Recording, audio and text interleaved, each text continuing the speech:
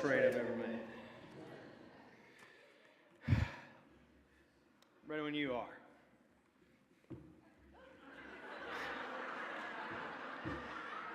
So chances are that all the bananas you've ever eaten were genetically identical. That's because bananas are cultivated by rhizomes or root cuttings that grow into the same plant as the one before.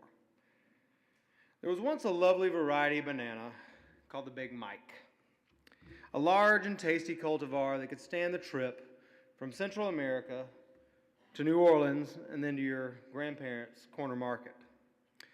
Sometime in the 1950s, Big Mike's leaves started to wilt. Shortly thereafter, Panama disease had wiped it out completely. The fruit companies searched the world over for a new variety that was resistant to Panama disease and finally found the Cavendish. And that's the banana we put on our cornflakes today, for now, especially since a new strain of Panama disease is now threatening the Cavendish. A similar situation occurred in Ireland in the late 1840s. These are very technical slides here. Involving a disproportionately large monoculture of a potato variety called the Irish lumper. That is an exact photo of an Irish lumper. This potato was the main food source for Ireland's poor folks. And when the potato blight found its way to the island, it starved.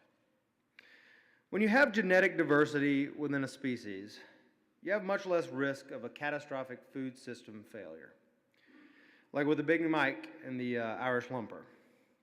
Large monocultures with similar genetics are much more susceptible to disease. And yet, to create ever-increasing efficiencies, conventional agriculture steadily moves in that direction.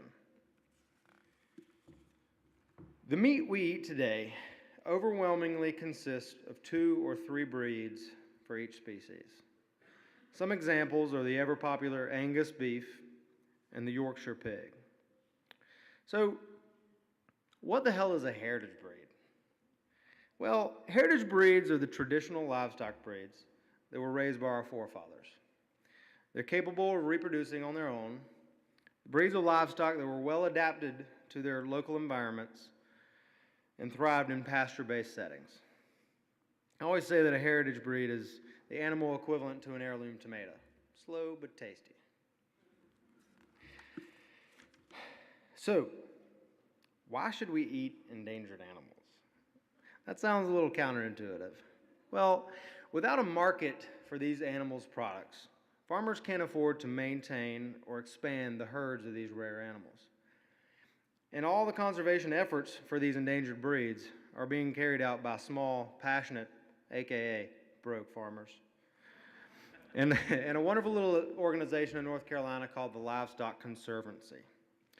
The Livestock Conservancy is responsible for organizing farmers and information to conserve heritage breeds. Here are a few stats from the LC, as we call it. 190 heritage breeds are now endangered in America. You got 21% of the world's livestock breeds are endangered.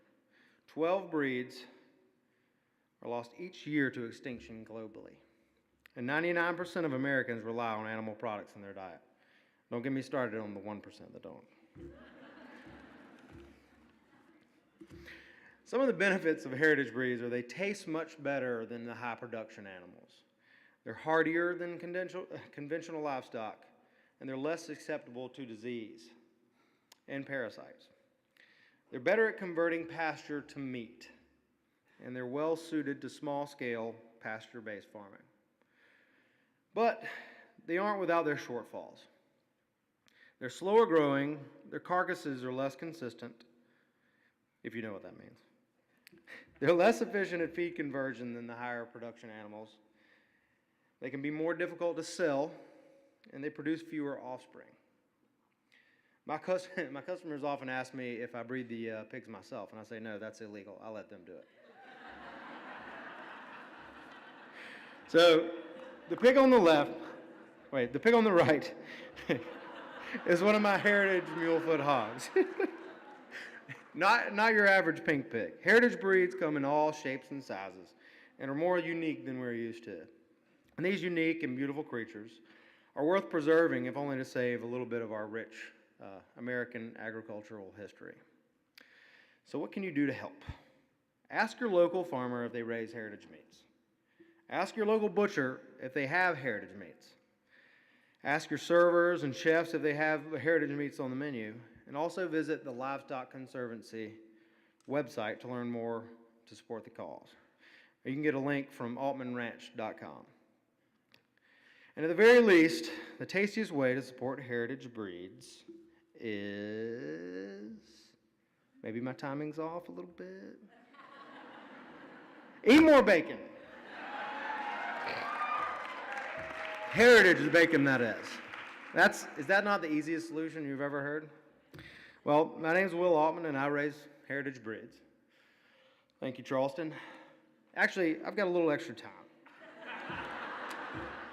I was going to sing a song, but then my good friend Josh suggested I teach a very old art. So there's 4 schools of thought on hog calling. There you got the traditional, which is your see. That's it. Simple, traditional. Then you got your traditional modified. And that's see. Wee, biggie, biggie, biggie, biggie. Okay. Now, I don't remember the third one. But the fourth one is your West Virginia. And that one goes, Mama!